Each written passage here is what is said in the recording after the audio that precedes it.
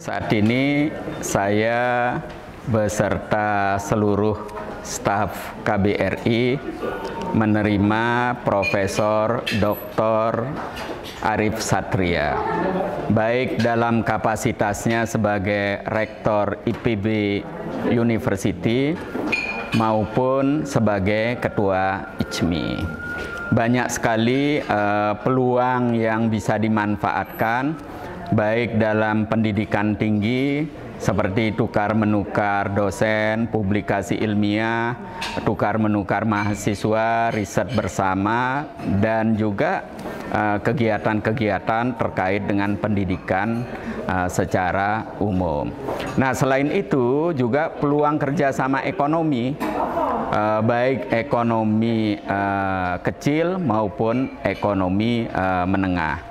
Karena saya yakin Pak Arif ini sebagai mantan Ketua Forum Rektor banyak akses ke perguruan tinggi, tetapi juga sebagai Ketua ICMI banyak sekali menghimpun para pengusaha. Nah, karena itu saya berharap pertemuan malam ini awal dari langkah besar yang bisa kita lakukan secara bersama-sama. Lebih dari itu, saya juga mengundang PPI, kemudian juga PCIM, Pimpinan Cabang Istimewa Muhammadiyah. Nah, di Eropa ini juga sudah berdiri NU, dan beberapa hari yang lalu berdiri KAHMI cabang Eropa. Karena itu saya memprovokasi Pak Arif, tidak boleh kalah dengan Muhammadiyah, tidak boleh kalah dengan NU, tidak boleh kalah dengan KAHMI, harus segera berdiri ICMI di sini. Kita tentu akan membantu, karena saya meyakini kehadiran Muhammadiyah, NU, KAHMI, dan ICMI itu baik bukan saja untuk umat Islam, tetapi baik untuk bangsa Indonesia secara keseluruhan, apapun agamanya, apapun etnisnya, apapun afiliasi politiknya.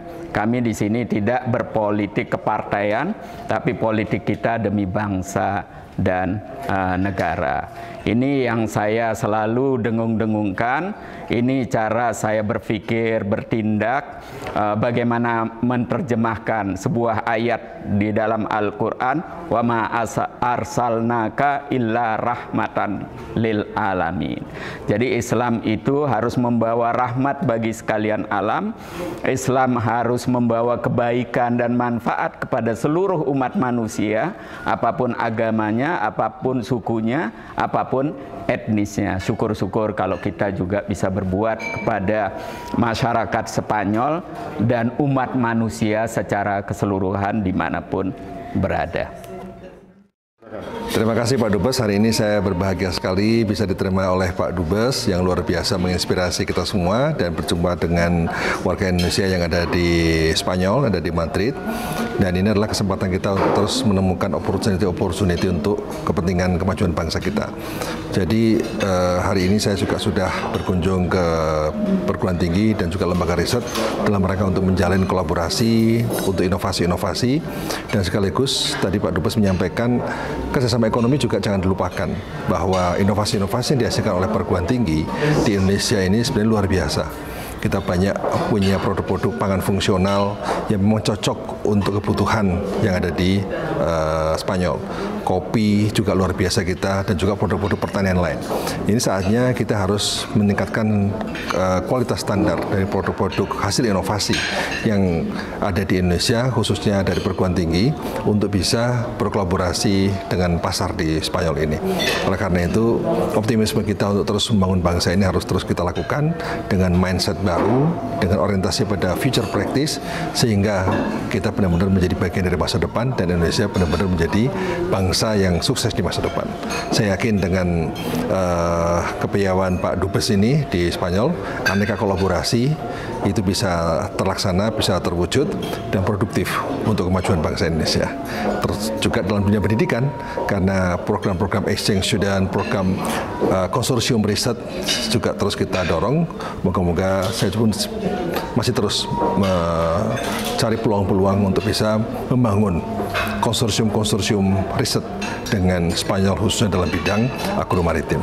Sekali lagi terima kasih, dan berkaitan dengan soal ICMI, saya juga berharap ini Pak Dubes bisa memimpin nanti bagaimana pembentukan ICMI yang ada di Eropa ini segera.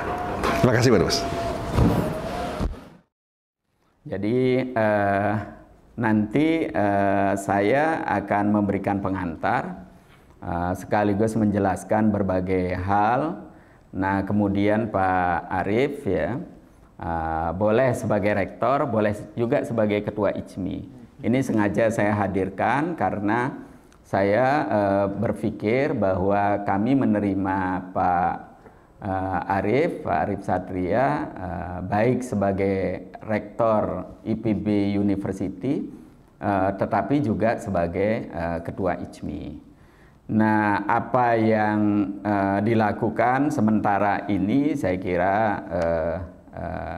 sesuai dengan perencanaan Pak Arief, tapi ke depan kami menawarkan juga kerjasama bukan saja dengan IPB, tapi juga dengan ICMI. Karena kami melihat ICMI ini punya potensi sangat besar. Ya. ICMI punya potensi sangat besar. Banyak sekali punya profesor doktor yang hebat-hebat dan mengabdi di banyak universitas yang terkenal di Indonesia. Ini kalau dibukakan lahan untuk kerjasama di sini, waduh luar biasa. Ya, baik untuk yang bersangkutan, baik untuk universitas, baik untuk bangsa dan negara, apapun agamanya, apapun etnisnya, ya, apapun afiliasi politiknya, bagi kita tidak ada masalah. Saya sudah declare di sini sebagai duta besar, saya tidak akan berpolitik di sini. Politik saya adalah politik kebangsaan, politik saya adalah membela negara, politik kepartaian biarkanlah itu berhenti di hati masing-masing. Saya declare seperti itu. Ya, karena itu saya tidak ada beban dan saya tidak mau ada politik-politikan kepartaian di sini yang akan mengganggu hubungan orang per orang, mengganggu agenda besar kita bagi kebaikan bangsa dan negara. Nah, saya menerjemahkan ini dengan merujuk ya, ayat Al-Quran, A'udzubillahi minasyaitonirrajim, wa ma arsalnaka illa rahmatan lil alamin. Jadi kata Allah kepada Nabi, aku tidak utus engkau ya Muhammad kecuali untuk kebaikan bangsa dan negara, kecuali untuk kebaikan seluruh umat manusia, apapun agamanya, apapun etnisnya dan seterusnya. Lebih dari itu, kalau kita baca di dalam tafsir, pengertian rahmatan lil alamin itu adalah baik untuk alam semesta. Apa yang dimaksud alam semesta itu? Baik untuk tumbuhan, baik untuk hewan, baik untuk udara, baik untuk air, baik untuk tanah. Dalam arti, ya, jangan mencemari lingkungan. Kira-kira itu paradigma yang saya gunakan. Karena itu saya kalau ngomong lepas saja, tidak ada beban. Karena saya yakin kalau apa yang saya pikirkan, apa yang saya rasakan, apa yang saya lakukan, kalau difahami secara benar, semuanya akan senang. Gitu.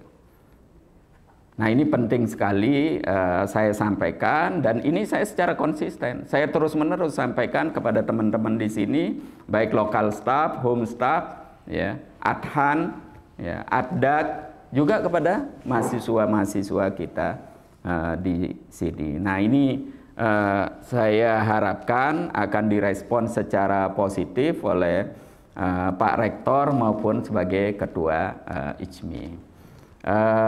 Saya dengan Pak Arief ini dekat sekali, tapi juga jauh karena jarang berinteraksi ya. Dan beliau masih sangat muda, tapi sudah profesor doktor ya. Saya profesor nggak nyampe-nyampe meskipun sudah jadi dosen ya. Tapi jalan orang itu kan masing-masing. Yang penting kita ikhtiar ya secara maksimal, diniatkan berbakti pada bangsa dan negara, dan itu semua diniatkan sebagai ibadah. Sehingga kita melakukan sesuatu itu lahir batin, dunia akhirat. Gitu. Nah, kalau melakukannya lahir batin, dunia akhirat itu tidak akan terasa capek. Ya. Saya udah 2 kali Pak exhausted di sini, kecapean, geblak gitu, karena terlalu banyak yang mau dikerjakan dan masih banyak lagi yang harus dikerjakan gitu. Lari sana, lari sini, kadang-kadang lupa. Nah, telat makan, kurang tidur, lupa usia saya udah masuk 60. Kalau Pak Arif baru 50-an, jadi masih sehat ya. Masih bisa badan dibawa lari-lari. Nah, Pak Arif, saya minta maaf ya. Pertama karena memang bulan Mei ini tumplek ya. Jadi begitu banyak yang tiba-tiba tamu datang ya. Mbak siapa namanya, Amanah ya, WA ke saya. Nah, ini mau datang, mau sini. Waduh, kalau dadaan sini kita hand up ya. Saya khawatir tidak bisa mengurus ya. Tadi saya sudah sampaikan kepada Pak Arif bahwa sebetulnya staf kita di sini cukup banyak. Fasilitas kita juga cukup ya. Ada wisma yang cukup besar, ada guest room yang layak, dan ada mobil yang banyak. Tapi kalau tamunya dadakan-dadakan, wah kita juga jadi kacau. Tadi saya sudah sampaikan kepada Pak Arif, bagaimana ya, saya sebagai dubes saja harus dilayani 3 mobil ya. Mobil CD01 ya, karena harus digunakan Pak Menteri, dikirim ke Barcelona. Mobil CD05 saya pakai ke Cordova ya. Tapi ketika kembali, karena tidak ada pilihan lain kecuali sore ini ya menerima Pak Arif, ya terpaksa saya naik kereta cepat, mobil dibawa driver ya, perlu waktu 6 jam. Kalau saya naik mobil ya tidak nututi, kira-kira begitu. Nah, bisa dibayangkan yang lain-lainnya kan kita kewalahan ya. Nah, lepas dari semua itu, kita bermaksud untuk melayani semua warga Indonesia yang datang ke sini. Tapi karena saya ini kan orang teknik Pak, biasa berpikir matematis ya. Jadi saya mengelompokkan, ada hal-hal penting, ada setengah penting, ada yang tidak penting. Nah, yang hal penting harus diutamakan, setengah penting nomor 2. Ada hal yang prioritas, ada setengah prioritas, ada tidak prioritas. Ada yang urgent, ada setengah urgent, ada tidak urgent. Nah, ini interseksi ini, itu yang dipilih gitu. Jadi rasional sekali pendekatan saya. Sehingga saya kalau melangkah itu tidak pernah ragu. Ya, mungkin saja salah sebagai manusia, tapi kerangka pikir saya jelas. Nah, interseksi dari yang urgent, yang prioritas dan penting itu yang saya pilih. Itu. Sehingga kita dalam melakukan sesuatu itu ada kepastian. Nah, seminar di Cordova ini penting saya sampaikan ke Pak Rektor. Ini juga harapan saya nanti dilihat sebagai sebuah opportunity. Ini seminar ini dilaksanakan oleh sebuah lembaga, sebuah yayasan yang dibentuk oleh Uni Emirat Arab. Uni Emirat Arab ini salah satu negara Arab yang kaya, punya mimpi besar, punya visi juga.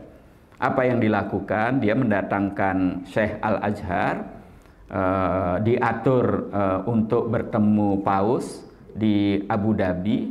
Kemudian ada akad apa itu, kesepakatan itu.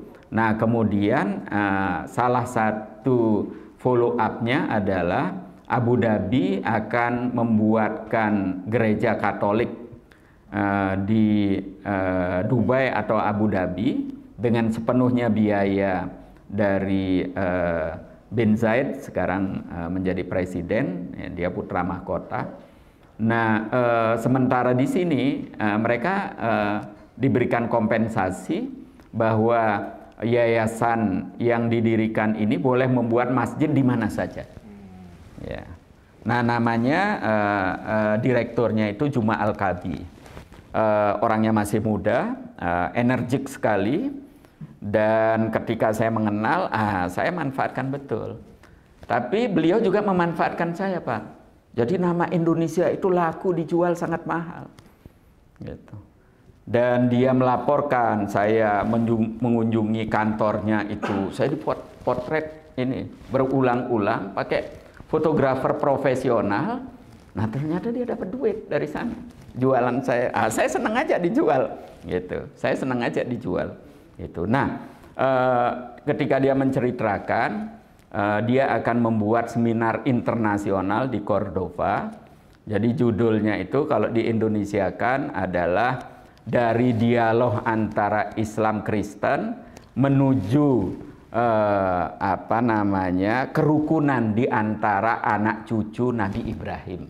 Kira-kira kita juga sangat hati-hati bahwa ini sensitif ya. Tapi pembicara Katolik, Protestan, Buddha, Hindu tidak ada ya. Buddha dan termasuk juga yang agnostik diundang gitu. Ada pembicara, saya satu sesi dengan pembicara dari Argentina dan pembicara dari Maroko. Jadi memang mereka ini mengerti, Pak. Dari Maroko sampai Merauke. Nah, situ saya menangkapnya walaupun tidak dikatakan bahwa negara Muslim yang ideal itu Maroko dan Indonesia. Kira-kira begitu. Ya. Kenapa Maroko? Maroko itu menjadi tempat pelarian ketika Reconquista dan Inkuisisi dilakukan di sini. Orang-orang yang jadi korban itu ternyata bukan hanya Islam, Pak. Nah, ini harus dimengerti. Ya. Tapi orang Katolik atau Protestan atau Kristen yang beda afiliasi politik, dituduh. Ya. Karena ada periode tertentu, ya, orang yang Katolik ini harus membuktikan kekatolikannya 5 generasi ke atas. Kalau dia tidak bisa membuktikan, ya dia juga harus diusir, harus lari. Ya. Kalau dia tidak lari, disiksa sampai mati. Pilihannya kan 3. Ya. Pertama, dia convert ke Katolik di sini untuk bisa survive. Kalau tidak mau harus pergi. Nah, ada kelompok masyarakat di sini yang sudahlah lahiriahnya kita ikutin saja, dibaptis ya dibaptis, tapi di rumah kita sholat. Kira. Ya. Nah, ini kan bisa bertahan, tapi hanya untuk periode tertentu. Ya, karena proses ya inkuisisi itu ternyata berlangsung lama sekali, Pak, ratusan tahun. Dan penguasa di sini ya ada yang baik, ada setengah baik, ada yang sadis juga. Gitu.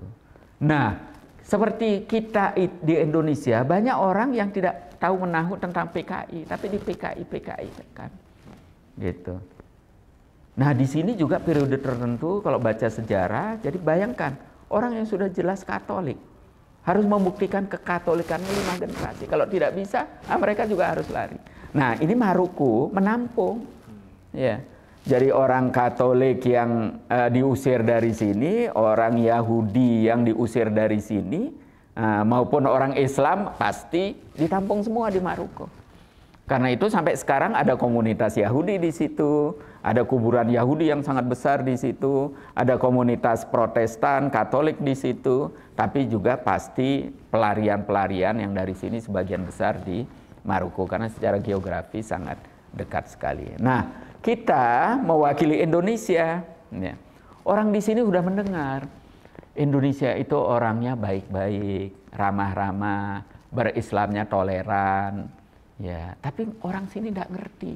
Ya, karena tidak kalau mengundang orang Indonesia untuk berbicara di forum, ya. Ini maaf Pak Bayu, saya tidak tahu. Dubes-dubes sebelumnya itu sebagian besar itu karir. Ya, katanya dubes itu more smiling, less speaking. Itu dubes yang baik. Ya. Jadi harus banyak senyum. Tapi kurangnya berbicara. Saya bisa paham. Karena kalimat dari seorang duta besar ini bisa mempengaruhi hubungan 2 negara. Ya. Nah, karena itu untuk memperkecil resiko salah ngomong, ya kurangi ngomong. Kira-kira begitu. Nah, karena itu saya satu-satunya dubes yang hadir di situ. Dan saya orang pertama Indonesia yang berbicara di forum sepenting itu. Nah, saya satu meja dengan Argentina yang dianggap mewakili negara Katolik yang sangat moderat, toleran, dan seterusnya ya. Jadi di situ pembicara dari Argentina itu mengatakan, saya juga surprise. Jadi Carlos Menem itu lahir dari keluarga Muslim asal Suriah, pernah menjadi presiden 2 kali. Nah, dia walaupun secara formal itu mengaku Katolik, ya, tapi waktu meninggal minta dimakamkan di makam Islam dengan prosesi Islam. Nah, saya tidak ingin menerjemahkan, tapi itulah faktanya. Dan dia bisa menjadi presiden di situ. Nah, saya tidak tahu, ini kan ungkapan-ungkapan halus, bisa juga sindiran terhadap berbagai kebijakan di Spanyol ini, saya tidak tahu dan saya tidak ingin berspekulasi. Tetapi kenapa dipilih Argentina dan kenapa dipilih orang itu, pastilah ada maksud-maksud di balik itu. Nah, selain sesi saya itu ada pembicara dari Uni Emirat Arab, ada pembicara dari Mesir, ada pembicara dari Belanda, ada pembicara dari berbagai negara lain. Nah, apa yang saya sampaikan di forum itu? Judulnya kira-kira Unity in Diversity, Indonesian Experience. Ya. Jadi saya cerita tentang Indonesia. Waduh, mereka bilang, waduh ini luar biasa. Baru pertama kali kami dengar tentang Indonesia dan kami blank. Selama ini di kepala kami, ya, Islam itu Arab, Arab itu Islam. Ternyata ada Islam Indonesia yang jauh lebih menarik. Karena itu beberapa yang hadir itu langsung mendekati saya. Bapak bersedia enggak kalau kami undang ke kampus kami? Waduh. Saya bilang, wah saya akan prioritaskan. Itu beberapa universitas penting di Madrid maupun di Granada, Cordova dan beberapa daerah lain langsung minta saya akan prioritaskan dan saya akan menjual Indonesia tanda petik gitu. Nah, ini opportunity yang sangat luar biasa. Ya, dan saya berusaha mengenal orang per orang. Karena itu saya tidak seperti seminar-seminar di Indonesia yang lain, kalau sebagai pembicara datang pada waktunya selesai langsung pergi. Enggak, saya tungguin mulai dari pembukaan 2 hari sampai penutupan. Dan saya mengenali satu persatu orang-orang itu. Dan habis ini, waduh, saya tidak membayangkan opportunity terbuka lebar. Karena itu Pak Arief jangan kaget kalau tiba-tiba saya diundang ke Abu Dhabi bertemu Sheikh bin Zayed. Gitu. Orang Indonesia main lu aja susah ketemu bin Zayed. Kalau tiba-tiba saya diundang ketemu bin Zayed gimana? Aku saja aja saya. Ini Presiden Jokowi sudah 4 kali Pak ke Abu Dhabi. Karena negeri ini negeri yang paling konkret investasi di Indonesia. Ya. INA itu yang dibuat, ya, itu sebetulnya untuk mewadahi duit yang mau ditaruh oleh negeri kaya ini di Indonesia. Kenapa jalan layang Jakarta Cikampek diberikan nama MBZ? Nah, karena dia naruh duit gede sekali. Apa susahnya cuman kasih nama jalan kan gitu. Saya tidak tahu ya, mungkin di bawah tangan itu tol Jakarta Cikampek itu sudah dijual ke MBZ, kita tidak tahu. Ya. Semuanya serba mungkin. Dan sekarang saya dengar urusan vaksin. Ya. Ya. Jadi kalau Cina langsung ke Indonesia, ini orang-orang Islam teriak, menanyakan kehalalannya, termasuk MUI. Ketika diputar lewat Abu Dhabi, masuknya dari Uni Emirat Arab, semuanya langsung halal. Ya. Nah, dan kita tidak tahu, bisa jadi Uni Emirat Arab dapat komisi khusus. Ini kan Cina pintar sekali. Ya. Ya. Nah, hal-hal seperti ini mesti kita pahami. Nah, saya tidak mau ketinggalan kereta. Nah, silahkan dari Jakarta Wirawiri Abu Dhabi, saya bikin jembatan juga dari sini. Apakah flyover atau underpass, itu tergantung kreativitas. Ya. Jadi saya mengingatkan teman-teman ini, kalau berpikir melakukan sesuatu based on creativities. Karena kreativitas itu tidak ada batasnya. Kalau berpikir uang, orang kaya, seberapa kaya orang, tetap uangnya terbatas. Tapi kalau kreativitas letaknya di sini, itu tidak habis-habis. Ya. Sama dengan big data, bisa dijual berkali-kali. Ya. Dan itu menghasilkan uang besar dan tidak habis-habis barangnya. Punya emas dijual habis, punya minyak dijual habis, punya gas pada saatnya habis. Tapi kalau big data, tambah lama tambah banyak, tambah kaya yang punya. Karena kita belum bisa bikin big data, kita tidak menguasai software maupun hardware komputer, pakai big data di kepala kita, gitu. Ya, ini yang muda-muda ini penting sekali, ya. Forum ini sengaja saya manfaatkan, ya, untuk mendoktrin Anda. Karena opportunity ini begitu besar. Ya, saya lihat dari sini, waduh, luar biasa. Jangan habiskan energi untuk cebong kampret, aduh. Ya. Narasi-narasi kebencian, menguras energi, menguras tenaga, ya, menyiksa juga. Dan itu tidak ada gunanya. Coba bangun narasi positif. Ya. Sumbangkan sesuatu yang produktif pada bangsa dan negara. Bagi orang Islam itu pahala semua. Itu ibadah semua. Nah, karena itu saya menganggap forum ini penting, sangat penting sekali. Saya sudah mulai. Ini baru satu seminar aja saya sudah, waduh. Begitu banyak sambutan, begitu banyak pintu terbuka. Ya. Dan saya di situ ketemu, ya, keluarga MBZ. Karena duitnya semuanya dari dia seminar ini. Duitnya semuanya dari sini. Ya. Coba saya difasilitasi, dikasih suite room di sebuah hotel yang paling bagus di Cordova, berbintang 5, Pak. Ada kamar, ada ruang tamunya. Ya, biasanya saya sebagai dubes, ya, jatah hotel selalu yang studio, Pak.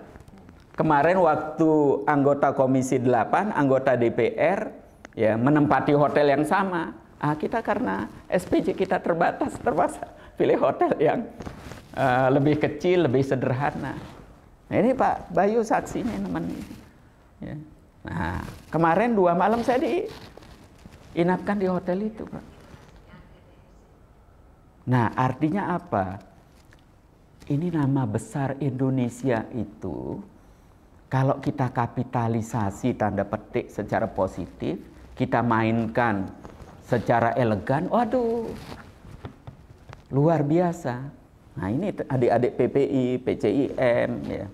Coba, ya. Saya kira itu sebagai pengantar. Nanti berikutnya Pak Rektor, Pak Ketua ICMI, ya, apa-apa peluang yang sudah dilihat dan bagaimana memanfaatkan ini sudah mewakili seluruh kekuatan KBRI, termasuk juga civil society-nya ini PCIM dan PPI kita undang, silakan dimanfaatkan. Kalau dengan Ibu Ardak ini spesialisasinya adalah ekonomi UMKM, Pak, menengah dan kecil. Kalau yang besar-besar, dia tidak bisa, belum bisa. Ya. Jadi saya masih selalu ingatkan, ya. Karena di kepalanya kalau besar itu mesti uang besar. Tidak. Ya, bagi saya yang besar itu pikiran besar, gagasan besar. Uang itu nanti akan ngikuti. Dan saya akan buktikan. Ya. Saya bisa mendatangkan uang besar dengan zero capital. Ya. Tapi dengan modal pikiran besar. Saya buktikan nanti. Dan saya sudah buktikan kecil-kecilan, Pak. Misalnya, ya, media kita ini, KBRI, website kita, sejak dulu subscribernya itu cuma 1.000. Saya begitu datang sini, saya minta 10.000, ya, untuk program 1 tahun. Bagi saya ini 10.000 itu kecil sekali. Kenapa? Ya. Kalau dilihat 10 kali lipat memang, waduh, kaget. Ya. Kenapa saya bilang kecil? Wong sudah dikasih anggaran, resmi loh Pak, ada budgetnya, dikasih staff. Ya. Nah, ketika saya lihat tidak naik-naik, saya harus buktikan. Nah, saya bikin novel Pak. Nah, siapin novelnya, nanti saya kasih hadiah Pak Rektor. Ya. Saya targetkan, saya paksa diri saya buat cerita bersambung dan saya kirim ke inilah.com karena teman saya yang punya. 3 hari sekali sebagai cerita bersambung. Sekarang masuk bulan keempat, itu sudah selesai Pak. Kalau dibukukan menjadi 400 halaman novel. Wah, saya pikir bagi orang Indonesia, waduh, berat sekali. Sudah dijadikan 2. Gitu. Coba mana ini ya, biar Pak Rektor juga terprovokasi. Ya, selaku ketua IJMI, jangan kalah kreatif dengan duta besar. Nah, ini judulnya Di Beranda Istana Alhambra. Nah, ini akan saya hadiahi. Coba Pak, ini kalau lihat, 196. Nah, karena itu dijadikan 2 buku. Ini serial pertama. Serial keduanya ini judulnya Andalusia, Jembatan Peradaban Antara Timur dan Barat.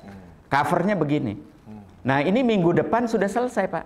Ya, nah karena itu nanti saya akan luncurkan. Nah, kalau Pak Rektor sekaligus selaku ketua IJMI bersedia menjadi salah seorang narasumber saat peluncuran, karena kita sudah sepakat akan kita buat Zoom di awal bulan depan. Saya senang sekali. Ya. Nah, ini kira-kira ini. Nah, tapi kalau mau lihat ceritanya secara lengkap, kalau Bapak lihat di inilah.com, sebutkan nama saya, sebutkan Di Beranda Istana Alhambra, sudah sampai selesai bisa dibaca. Nah, bagian pertama ini yang ringan-ringan, dan saya masukkan semua tempat penting yang ada di sini seperti Toledo, Cordova, Granada, sehingga ini bisa menjadi guide bagi mereka yang mau mengunjungi warisan peradaban Islam yang dibangun hampir 800 tahun di Andalusia di sini. Sehingga kemudian orang tidak hanya melihat bangunan fisik, karena beberapa bangunan fisik juga sudah dirusak oleh umat Islam sendiri, ya. Sehingga tinggal puing-puing saja. Itu kalau lihat Madinah Az-Zahra, Bapak udah ke sana belum? Madinah Az-Zahra di Cordova, kira-kira 15 kilo dari Cordova. Pernah? Belum? Itu. Nah, kita harus berterima kasih dengan pemerintah Spanyol karena mereka buatkan diorama. Jadi mereka melakukan penggalian arkeologi dan dibuat diorama sehingga kita bisa membayangkan. Karena kalau lihat bangunan fisik udah tidak ada yang dilihat. Gitu. Nah, di sini saya ceritakan semua. Ya.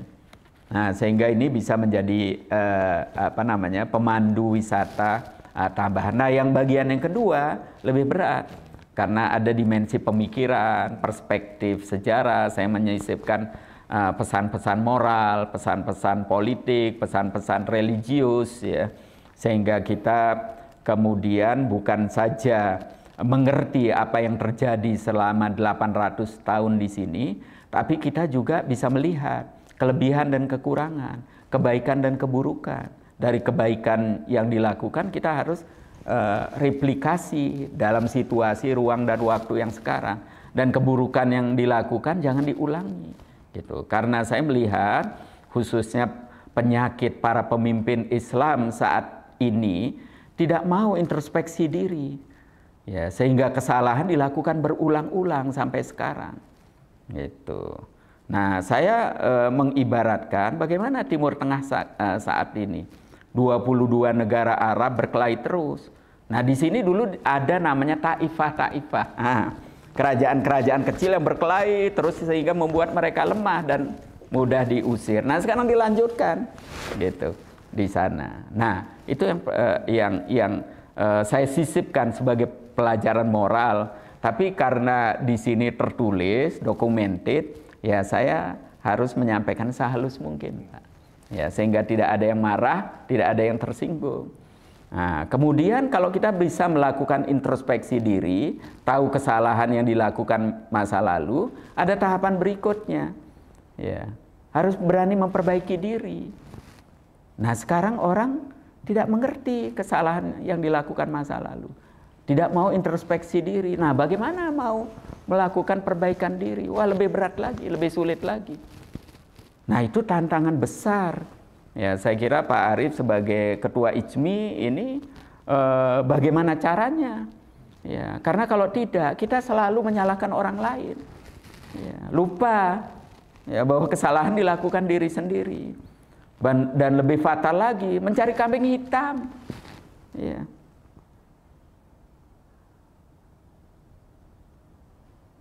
Orang yang, ya mungkin saja orang salah. Kalau kata Cak Nur, ya, ini ibarat telunjuk. Ya. Satu kita tunjukkan ke orang lain, yang empat itu sebetulnya ke diri kita sendiri.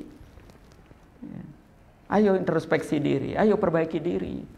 Ya. Wah, kita ini dizolimi, kita ini dituduh, itu mungkin semua benar, tapi yang lebih berat itu coba perbaiki diri, introspeksi diri. Nah, di dalam novel ini saya sisipkan, Pak, sehalus mungkin. Ya, pertama ini Pak Dubes luar biasa, setiap hari nulis dan di grup WA, di berbagai grup WA ini, karena beliau senior saya yang selalu menginspirasi dan terus menunjukkan produktivitasnya ya, sebagai seorang dosen maupun sebagai seorang dubes. Dan kemudian jadilah buku di beranda Istana Alhambra. Saya baru sebenarnya mau ngomong sama beliau, ini tulisan-tulisannya harusnya dibukukan. Ternyata sudah dibukukan dan berarti pesan saya tidak perlu saya sampaikan. Bapak sekalian, saat ini memang yang menjadi persoalan kita, dan ini semuanya teman-teman mahasiswa ya, dan kita semua ini, yang kita hadapi ini memang agak berbeda ya. Situasi di mana yang kita hadapi adalah ketidakpastian. Jadi ketidakpastian itu ciri masa depan. Oleh karena itu, karena masa depan adalah penuh dengan ketidakpastian, maka Abraham Lincoln pernah mengatakan bahwa the best way to predict the future is to create it. Cara terbaik untuk memprediksi masa depan, karena masa depan sulit diprediksi karena penuh dengan ketidakpastian. Tapi yang kita bisa memprediksi masa depan itu, cara terbaiknya adalah dengan cara meng-create masa depan. Jadi mau tidak mau, meng-create masa depan itu adalah kita mulai meletakkan langkah-langkah, meletakkan fondasi, meletakkan sebuah upaya yang itu adalah merupakan bagian dari masa depan. Jadi masa depan itu tidak datang tiba-tiba, tapi adalah akumulasi dari activity hari ini. Jadi kalau kita ini hari ini diem, jangan harap kita akan menjadi bagian dari masa depan. Tapi kalau hari ini kita mulai bergerak, itu bisa menjadi bagian dari masa depan kalau pergerakan kita ini memang sangat futuristik. Ya. Oleh karena itu, hal yang menurut saya sangat penting dalam menghadapi ketidakpastian ini, karena kita kan ketidakpastian karena apa sih? Satu, karena climate change ya, perubahan iklim. Karena belum ada negara yang punya resep untuk mitigasi perubahan iklim. Semua sedang belajar. Kedua, ketidakpastian ini juga terjadi karena apa? Karena revolusi industri 4.0 yang membuat orang juga hidup penuh dengan tidak pasti, karena profesi X dalam waktu 5 tahun akan hilang, profesi Y dalam 10 tahun akan hilang. Di sini ada yang akuntan. Nah, jadi ada buku bagus, judulnya The End of Accounting, misalnya gitu. Dan majalah ekonomis memprediksi misalnya akuntan, profesi yang kira-kira akan hilang 2030, ya, macam-macam, termasuk pilot termasuk profesi yang akan hilang 2030, akuntan dan sebagainya. Tapi ada profesi yang kemungkinan hilangnya kecil. Kira-kira apa? Yang hilangnya itu 0,sekian% pada tahun 2030. Ini prediksi majalah ekonomis ya. Dokter gigi. Kenapa dokter gigi? Ya nyabut gigi belum bisa pakai robot. Simpel kan? Nambal gigi belum bisa pakai robot. Tapi kalau ngoperasi perut, operasi apapun sudah bisa dengan robot. Jadi di Spanyol kita buka baju, dokter di Indonesia pakai pisau taruh di layar, di sini sobek gitu. Itu telemedicine sudah terjadi di mana-mana. Jadi dunia juga sudah penuh dengan kecepatan yang luar biasa, Bu sekalian. Jadi kalau Pak Dubes sekarang itu mimpi ini ya. Kemudian mimpi itu kemudian dikonekkan ke televisi, itu mimpinya bisa tergambar. Jadi kalau saya mimpi, kemudian saya konekkan ke kabel, saya tidur nih, pakai alatnya konek ke kabel. Itu ternyata mimpi saya itu bisa tervisualisasi. Bahaya nggak Pak Bayu? Itu bahaya atau opportunity atau tantangan itu? Kemudian kalau saya melihat ke kiri ya, tiba-tiba saya berimajinasi nih, di kiri itu ada Ronaldo, Real Madrid, yang sudah MU misalnya. Apa yang saya bayangkan di tembok ini, Ronaldo, itu bisa saya print. Jadi imajinasi sudah bisa saya print. Nah, jadi kecepatan teknologi itu begitu dahsyat, begitu luar biasa. Nah, sehingga memang ini bagian dari revolusi industri 4.0 yang masuk dalam neuroscience. Kemudian sekarang kita mau menyimpan data di mana? Sekarang penyimpanan data, salah satu opsi penyimpanan data selain di cloud di mana-mana itu, penyimpanan data bisa dilakukan di DNA. Jadi saya nyimpan data di bunga, saya nyimpan data di daun, saya nyimpan data di. Jadi sekarang dengan perkembangan biocomputing, ya, penyimpanan data ada di makhluk hidup. Jadi sebenarnya di tubuh kita ini penuh dengan DNA, ya. Itu apa yang kita lakukan semua terekam semua, sehingga memang pada akhirnya di akhirat kita akan ditanya itu sebenarnya secara saintifik proven. Karena memang sekarang sudah tren biocomputing itu adalah bisa Nah, jadi sekalian, kemudian yang ketiga yang bisa membuat kita dalam suasana ketidakpastian itu adalah COVID-19. Nah, jadi sebenarnya tiga sumber disrupsi, tiga kejadian inilah yang adalah cara Tuhan, cara Allah Subhanahu wa taala untuk membuat kita ini berada dalam satu line dengan negara-negara lain. Karena apa? Karena tidak ada negara satupun di dunia ini yang punya resep ketiga-tiganya. Resep untuk mengatasi 4.0, resep untuk mengatasi COVID, resep untuk mengatasi climate change. Kita nggak tahu COVID akan sampai kapan. Sekarang Shanghai lockdown. Ya. Kita nggak tahu varian apa lagi akan muncul. Ya. Nah, jadi Bapak sekalian, ini adalah satu gambaran bahwa salah satu cara Tuhan untuk membuat kita ini harus berpikir keras adalah bahwa kita ini sekarang diselamatkan oleh Tuhan. Karena apa? Diselamatkan apa? Diselamatkan dalam arti diselamatkan dari ketertinggalan. Karena dalam kondisi seperti sekarang ini, negara-negara di dunia ini sekarang dalam posisi sedang belajar semuanya. Jadi 2018-2019, saya mencoba keliling dunia karena saya penasaran dengan adanya artificial intelligence, dengan adanya blockchain, adanya macam IoT dan sebagainya. Negara mana sih yang sudah menerapkan pertaniannya untuk itu, dengan teknologi itu? Saya 2018 ke Cina, saya cari lembaga riset terhebat di Cina. Ya.